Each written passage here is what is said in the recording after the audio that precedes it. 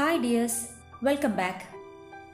Last day we discussed about the nomenclature of hydrocarbons with one branch, didn't we? So today we will discuss about the nomenclature of hydrocarbons with more than one branch. See the structural formula of a hydrocarbon. Here the methyl radical came twice as branch. The number of carbon atoms in the main chain is 7.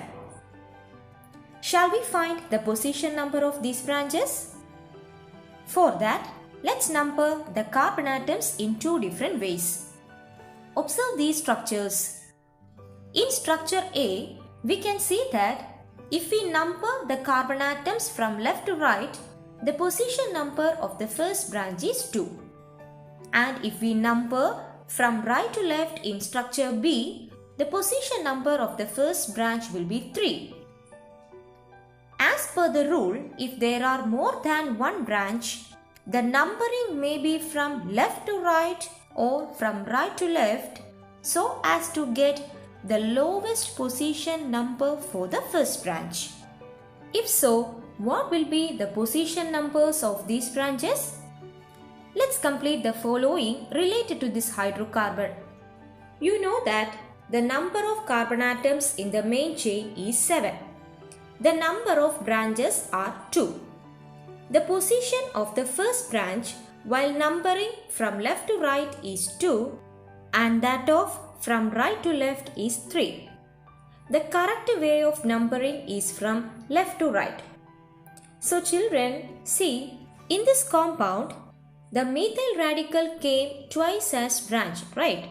So according to the rule, while nomenclature of hydrocarbons with more than one branch, the prefix di is used if the same branch appears twice and the prefix tri is used if the same branch comes 3 times.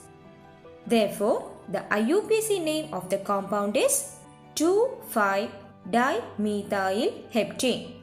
So remember children, the prefix di is used if the branch appears twice. Now consider the structure of another hydrocarbon. In this compound, the methyl radical comes 3 times. What is the number of carbon atoms in the main chain? Is it 6? Yes. Now shall we find the position number of these branches? Observe the numbering done from left to right and from right to left. What is the position number of the first branch in structure A? 2, isn't it? And what about in structure B? It is also 2. In this compound, you can see that the position number of the first branch is equal in both structures A and B. So, we have to find the least position number for the second branch. The position number of the second branch in structure A is 3 and that of from right to left in structure B is 4. So, what is the correct position number of the second branch? Is it 3 or 4? As per the rule, we know that the numbering should be done in such a way that the carbon atom carrying the branch should get the least number, right? Therefore, the position number of the second branch is 3. Remember, as this alkane contains 3 methyl radical, we should add the prefix tri before the name of the compound. Hence, the IUPAC name is 2,3,5-trimethyl-hexane. Got it? Now let's find out the IUPAC name of hydrocarbon with 2 identical branches. See the structural formula. Here the 2 methyl radical comes in the same carbon atom as branches. Now observe the numbering done in 2 ways. In which structure does the carbon carrying the branch gets the least position number? In structure A, right? The position number of the carbon atom is 2. Hence, the IUPAC name of the compound is 2,2-dimethyl butane. Got it? Here, the position number of carbon is repeated as it has two identical branches. So children, what is the name of this compound? 2,2-dimethyl butane. Remember, if the two identical branches come in the same carbon atom, the position number is repeated in the IUPAC name. Got it? So children, we learned how to name the hydrocarbon with more than one branch. So shall we represent the structure of a compound if its IUPAC name is given? Let's represent the structure of 2,3-dimethyl butane.